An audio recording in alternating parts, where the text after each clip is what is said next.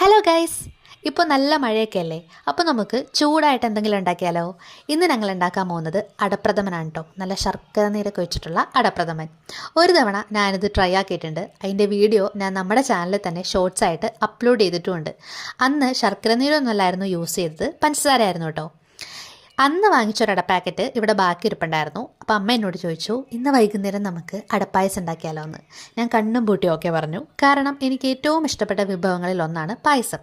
പായസം ഇഷ്ടമല്ലാത്തവരായിട്ട് ആരെങ്കിലും ഉണ്ടോ? എനിക്കറിയില്ല കേട്ടോ, എനിക്ക് തോന്നുന്നില്ല ഉണ്ടാവുമെന്ന്. എന്തായാലും പായസങ്ങളിൽ എനിക്ക് ഏറ്റവും ഇഷ്ടം പരിപ്പ് പായസത്തിനോടാണ്. പണ്ട് എനിക്ക് ഒട്ടും ഇഷ്ടമല്ലാതിരുന്നൊരു സംഭവമായിരുന്നു ഈ പരിപ്പ് പായസം. പക്ഷേ എനിക്ക് ഇപ്പോൾ അതിനോടാണ് ഏറ്റവും കൂടുതൽ പ്രണയം. എന്തായാലും നമ്മുടെ പായസത്തിനെക്കുറിച്ച് പറയുകയാണെന്നുണ്ടെങ്കിൽ അടിപൊളിയായിരുന്നു. മധുരം കുറച്ചിട്ടാണ് നമ്മൾ ഉണ്ടാക്കിയത്. എന്നാലും ടേസ്റ്റിന് ഒട്ടും കുറവുണ്ടായിരുന്നില്ല. കാരണം അമ്മയാണല്ലോ ഉണ്ടാക്കിയത്.